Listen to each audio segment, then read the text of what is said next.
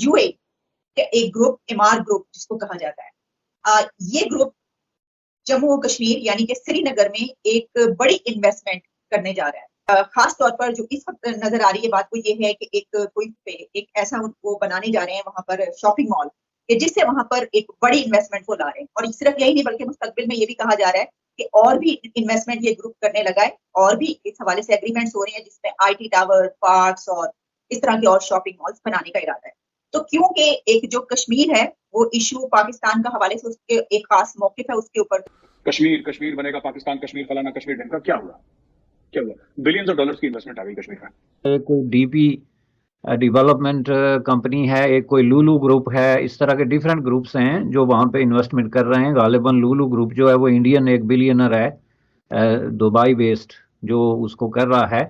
लेकिन ये टोटल मिला के तो बिलियंस की इन्वेस्टमेंट है। दुबई ने कश्मीर में करोड़ों रुपए के प्रोजेक्ट्स की योजना बनाई है। कश्मीर में अलग अलग प्रोजेक्ट्स शुरू होंगे जिनमें इंडस्ट्रियल पार्क, मेडिकल कॉलेज, खासकर हॉस्पिटल और लॉजिस्टिक्स सेंटर खोले जाने की तैयारी है।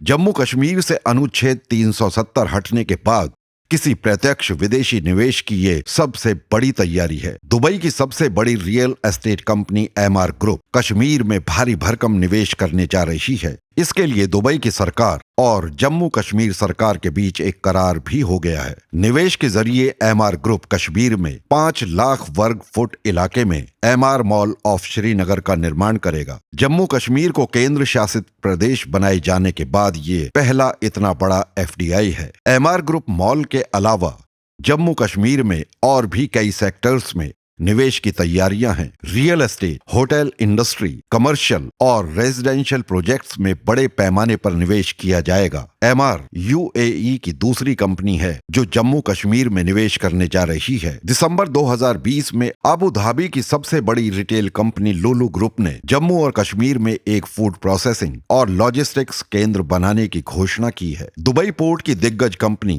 डीपी वर्ल्ड 250 एकड़ भूमि पर इनलैंड पोर्ट का निर्माण करेगी। इस वीडियो में देखते हैं कि कश्मीर में हो रहे विकास को लेकर पाकिस्तानी मीडिया क्या सोच रहा है।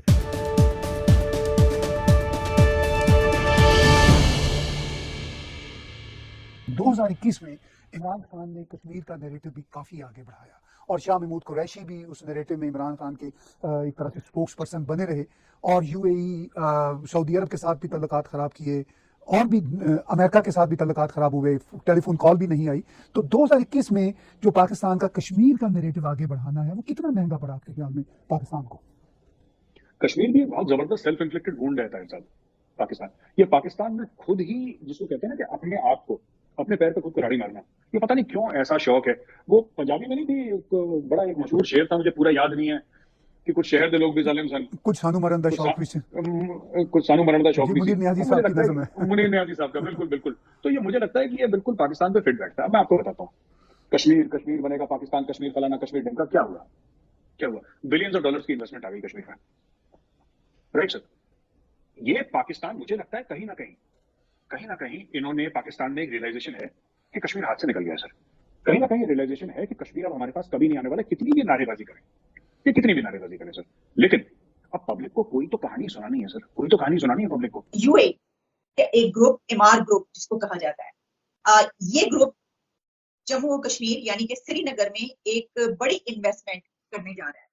एक एग्रीमेंट हुआ है इसके हवाले से भारत की हुकूमत और यूएई की हुकूमत के बीच और एमआर ग्रुप जो है उनके बीच। तो इस वक्त नजर आ रही है बात वो ये है कि एक ऐसा वो बनाने जा रहे हैं वहां पर शॉपिंग मॉल कि जिससे वहां पर एक बड़ी इन्वेस्टमेंट को ला रहे हैं। और सिर्फ यही नहीं बल्कि मुस्तकबिल में ये भी कहा जा रहा है कि और भी इन्वेस्टमेंट ये ग्रुप करने लगा है और भी इस हवाले से एग्रीमेंट्स हो रहे हैं जिसमें आईटी टावर, पार्क्स और इस तरह के और शॉपिंग मॉल्स बनाने का इरादा है। कश्मीर है उसके हवाले से पाकिस्तान के खास मौके और यूएई जो है वो एक मुस्लिम कंट्री कहा जाता है और ये कहा जाता है इस तरफ से कि जी वहां पर जो कश्मीरी हैं उनके साथ जो है वो ये सलूक हो रहा है, वो एक आजादी की जंग लड़ रहे हैं। देखें, ये बहुत ही मेडिवल किस्म की थिंकिंग है जिससे अब टाइम आ गया है कि पाकिस्तान इससे निकले, क्योंकि यही थिंकिंग है जिसकी वजह से इतने बड़ा जो है वो प्रॉब्लम हुआ है कश्मीर इशू पे भी, और खुद पाकिस्तान का अपना जो सत्यानाश निकला है और जो शक्ल बनी है जो इस वक्त मौजूद है, उसके पीछे सोच ही है। और असल में सोच ही होती है जो आपकी थिंकिंग है ना, कि वो you look at the things, तो उसी हवाले से फिर आप एक्ट करते हैं।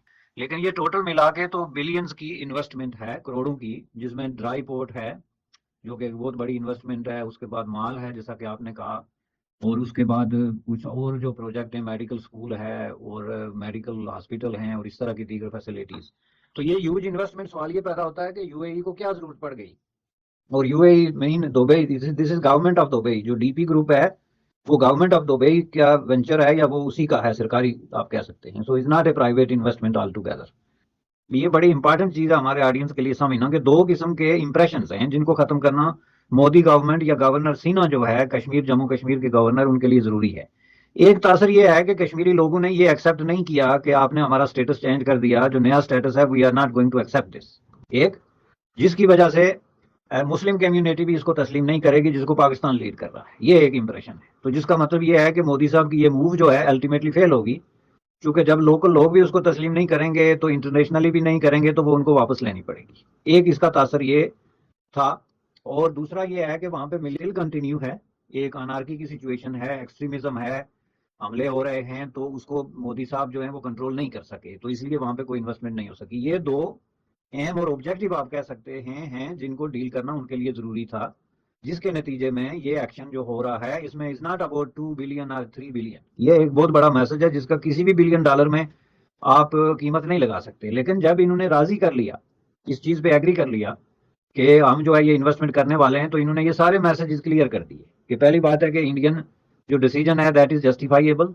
सेकेंडली जो है वो इंटरनेशनल कम्युनिटी को इस बात पे कोई प्रॉब्लम नहीं है कि इंडिया ने क्या डिसीजन किया है, वहां पे इन्वेस्टमेंट करने के लिए तैयार हैं। अब ये जो इतने बड़े बड़े मैसेज है ना, ये आप यूं समझ लें कि नरेंद्र मोदी साहब का गुज़श्ता 2-3 सालों में एक मास्टर स्ट्रोक है। इसको आप दुबई का काम ना समझें, ये मोदी साहब की एक सक्सेस है। ये इस बात का इशारा है कि आपके जो प्राइम मिनिस्टर साहब हैं उनका जो सारी डिप्लोमेसी फेल हो गई है, इज ए टोटल फ्लॉप। अगर दुबई ने आज एक डिसीजन कर लिया है तो आप यूं समझ लें कि ओआईसी उनके डिसीजन के साथ है। और मैं ये पूरे दावे से कहता हूं कि पाकिस्तान ने मोदी साहब का डिसीजन तस्लीम कर लिया। क्योंकि अगर मोदी साहब का डिसीजन पाकिस्तान तस्लीम ना करता, जो 2019 का अगस्त का डिसीजन है, तो ये जो यूएई ने डिसीजन किया इस पे आज पाकिस्तान में सारी जो है प्राइम मिनिस्टर से लेके तो आपके ये जो वजीर खारजा से लेके ये सारे लोग जो बात बात पे बयान देते हैं अपने लोगों के खिलाफ, उन्होंने तो आज प्रेस सर पे उठाया होता। एक लफ्ज किसी के मुंह से आपने नहीं सुना है। और this is not a today's news, ये तो कई दिनों से ये जो है इस पे बात हो रही है, डेलीगेशन का एक्सचेंज हो रहा है, मेमोरेंडम ऑफ अंडरस्टैंडिंग साइन हो रहे हैं दुबई में। तो क्या कोई बयान आया आपके प्राइम मिनिस्टर या मिनिस्ट्री ऑफ एक्सटर्नल अफेयर्स की तरफ से?